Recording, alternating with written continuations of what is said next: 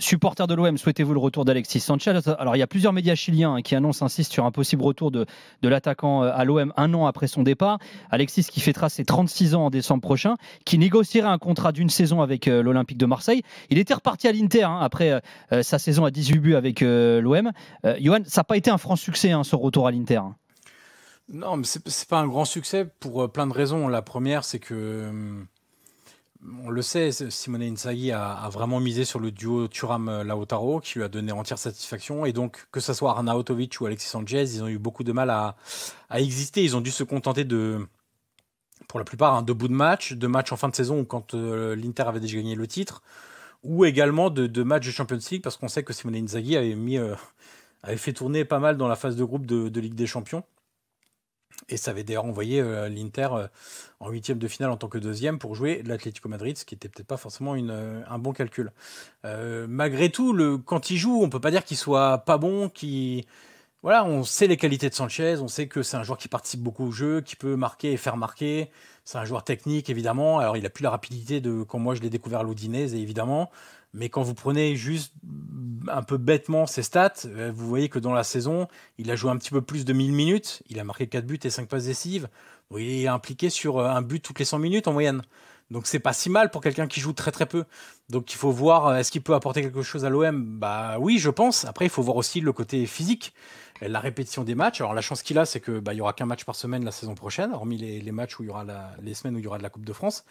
Mais c'est vrai qu'il est plus l'âge avance chez Alexis Sanchez, bientôt 36 ans, plus c'est compliqué. Les petits pépins physiques, il en a eu cette saison, en septembre, en décembre, il a raté des matchs. Musculairement, on sait que c'est quelqu'un qui a toujours été un petit peu fragile. C'est pas avec un âge qui avance que ça va se résoudre comme ça. D'ailleurs, je me demande si demain on va pas se faire vous posez la question au 32-16, supporters de l'OM et de qui vous voulez. Vous êtes à l'OM, vous voulez recruter qui en attaque? Parce qu'il y a pas mal de rumeurs. Alors, la rumeur Greenwood est en train de reprendre de l'ampleur. Il paraît qu'il y aura déjà un accord entre Greenwood et l'OM et il est en train de se rapprocher. Selon Foot Mercato, Wang Hee-chan, vous savez, l'attaquant sud-coréen de Wolverhampton, a déjà un accord avec l'OM lui aussi. Sauf que là, c'est entre les clubs. Marseille a offert 20 millions d'euros. Ça a été recalé par les Wolves.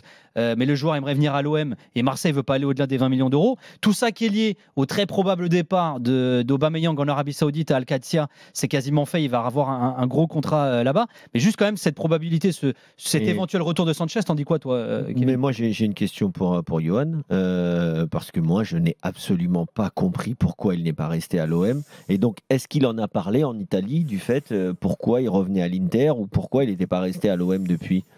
J'en ai pas mémoire, très sincèrement. C'est difficilement compréhensible parce que... difficilement, je sais pas, parce que moi, je suis pas persuadé que l'Inter, de manière générale, on peut prendre les dirigeants, Simone Inzaghi, s'attendait à ce que Marcus Thuram devienne aussi indispensable, devienne indispensable aussi rapidement, plutôt. Dans l'idée, je pense qu'il se disait, Lautaro, évidemment que c'est notre titulaire, de toute façon c'est notre capitaine, c'est le meilleur attaquant.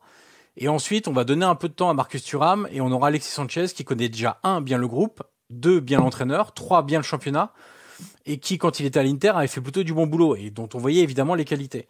Sauf que comme Thuram s'est montré indispensable et en plus qu'il a un profil physique qu'on a très peu en Italie, Simone Inzaghi étant pas du genre à changer son 11 titulaire ou en tout cas à mettre sur le banc des joueurs qui sont en forme, ça a donné un peu un manque d'espace pour Sanchez. Ok, ouais, ça je peux l'entendre, mais en tant qu'Alexis Sanchez, ok, retourner à mais ça va, les grands clubs, il connaît. Je comprends pas du tout. C'était quand même la star de l'OM. Il avait quand même la possibilité, certes, de ne pas forcément jouer une grande compétition comme la Ligue des Champions et aller au bout, mais finalement, ça n'a pas été le cas avec l'Inter non plus.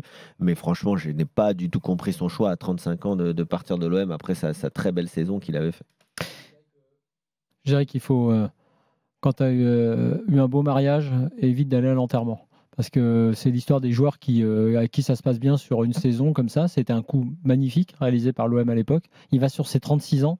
En décembre. Alexis Sanchez. Je pense que l'OM qui doit reconstruire quelque chose ne doit pas repartir avec ce type de joueur. Et puis, pour être sur le dossier là, la raison de son départ, c'était pas très net de sa part non plus et de l'entourage. C'est-à-dire que il n'y avait pas de réelle volonté d'appropriation. D'ailleurs, Alexis Sanchez, cette façon d'être, même à l'OM, y compris avec ses coéquipiers, tu vois, c'est vraiment entre guillemets, hein, et je mets pas de connotation très péjorative dans le mot que je vais employer sur le mot mercenaire.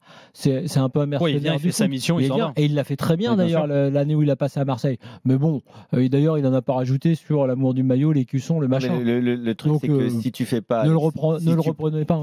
Tu perds Aubameyang. Ok, pourquoi pas, à l'âge où il a, à l'âge qu'il a, c'est pas de problème. Il va prendre son chèque. Ok. Bon, derrière, Greenwood, pas Greenwood, la morale, pas la morale, ok, pas de souci, chacun aura son avis. Si tu prends pas Alex Sanchez, parce qu'il faut pas revenir après avoir fait une bonne saison, si à Wolverhampton, ils veulent pas lâcher, ils veulent pas, c'est trop cher. Il va peut-être falloir recruter quelqu'un quand même. Mais enfin, si t'es que sur Aubameyang, qui déjà pareil, a fait une bonne saison, alors qu'on n'était pas tout à fait certain non plus, tu sais, sur ses paris en termes d'âge et tout, qui s'en va. Ça restait quand même une très bonne idée, Aubameyang. Ah oui, non, mais moi, juste d'accord, je vais te dire, le contrat à moyen terme. Je trouve que c'est plutôt très bien. Effectivement, d'ailleurs, si lui veut en plus partir, ça veut dire que la page se tourne. On sait bien que physiquement, ça sera. Voilà, le prime, il est derrière. Donc, de faire ces coups-là, ces coups à la Longoria, quand il marche, je dis OK. Les faire cesser assez rapidement, OK aussi. Mais alors, faire revenir, tu vois, c'est comme si Aubameyang, là, il partait pendant 6 mois, puis en janvier, on se dit au mercato d'hiver, parce qu'il y a un souci, ah bah tiens, on va peut-être faire revenir Aubameyang. Je pense que dans ce cas-là, c'est une mauvaise idée aussi. Tu vois, une fois la page est tournée, c'est terminé pour des joueurs de ce stage-là. Il ne que 6 mois.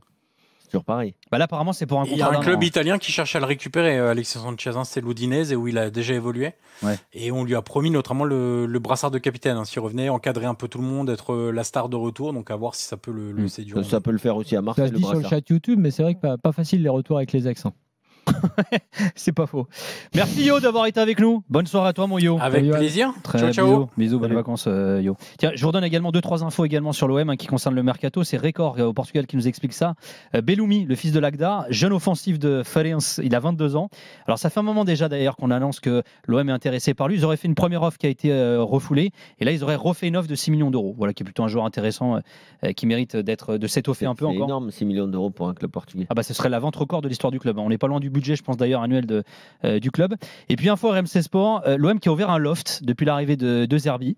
Alors déjà on a Amavi et De La Fuente qui s'entraînent avec la réserve et il y a d'autres joueurs qui s'entraînent alors en partie avec le groupe de l'équipe première, mais ils font pas l'ensemble de la séance, ils font pas les mises en place notamment. Ils font pas les mises en place. Partie de la liste qui veut voir partir.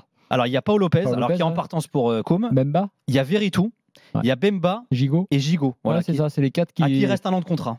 C'est les 4 de manière assez logique pour certains et on trouvait un peu moins logique pour Mbemba par rapport à ce qu'il avait fait. Logique pour le gardien. Parce que... Mais Mbemba, il lui reste un an aussi. Ouais. Et Verretou aussi. Pareil. Et Gigot, pareil. Non, mais c'est des histoires aussi de contrat et de salaire. Ça, c'est pas forcément le coach, alors c'est plus le club. Les deux, je pense qu'il y a des deux, ouais. Il y a peut-être des mecs qui collent pas. Je pense que c'est 1+1. C'est en fait, le club dit écoute, lui, il est cher. Il a un an de contrat, tu le veux vraiment? S'il dit je veux le garder, il va dire ok. Le loft, ça sert à quoi aujourd'hui? On n'a pas compris que le loft, ça dévalorise les joueurs, on est d'accord. D'accord, mais le loft, ça marche pas. Non, mais est-ce que les joueurs vraiment sortent du loft? Ça dépend qui, mais non, en revanche, ce qui est vrai, la saison est lancée. Non, mais, quand tu as les salaires à l'OM, tu sors pas du loft. Non, mais ce que je veux te dire, c'est qu'en tout cas, par rapport à ce qu'ils veulent faire et au discours que tu tiens, c'est relativement clair quand même vis-à-vis de ces joueurs-là. C'est de dire à l'entourage, essayer de trouver autre chose. Et d'ailleurs, Fabrice Hawkins et Flo Gautreau nous disent que De Zerbi allait les voir. J'ai dit quoi? Moi, Flo Gautreau, mais parce que t'es partout. Mais tu sais tout faire. Je vais pas une info que je n'ai pas. BFM demain, BFM Marseille. Il sera BFM Marseille demain. Non, Flo Germain et Fabrice Hawkins nous disaient nous explique d'ailleurs sur rmcsport.fr que De Zerbi allait voir les joueurs un par un en leur expliquant, en leur disant écoute, désolé, mais je compte pas sur toi la saison prochaine, quoi. Ouais, carrément. Ouais. Oui, mais ça, moi, ce que j'aime bien, je me souviens que Luis Enrique fait pareil avec Verratti, tu te souviens bien. Je ne compte pas sur toi pour la semaine. C'est clair et net. Donc, je trouve plutôt bien que ce soit dit comme ça. Après, évidemment qu'il y a une part du club qui se dit tiens, le salaire, notamment Verretou, ça doit être le cas. Voilà. Si De Zerbi dit ah non, j'adore Verretou, je suis amoureux, je le veux, je pense qu'il dit bon, bah, ok, on va le garder. Et peut-être on le prolonge justement. Mais après, il n'est pas impossible. Et là, il y a plein d'histoires comme ça. Que le mec du loft qui n'est pas parti redescend sur le terrain officiel. Moi, très bon Verretou l'année dernière. Même. Oui, bien sûr. Et c'est pour ça que je te dis, il n'est pas impossible que sur les 4 noms qu'on a cités, t'en aies un qui revienne et puis finalement, on se souvient, il était dans le loft. Il a joué en Italie, il doit parler la langue. Bon, franchement, je trouve que ce serait quand même une bonne option pour l'OM s'il restait, malgré qu'il ait un an de contrat et un gros salaire.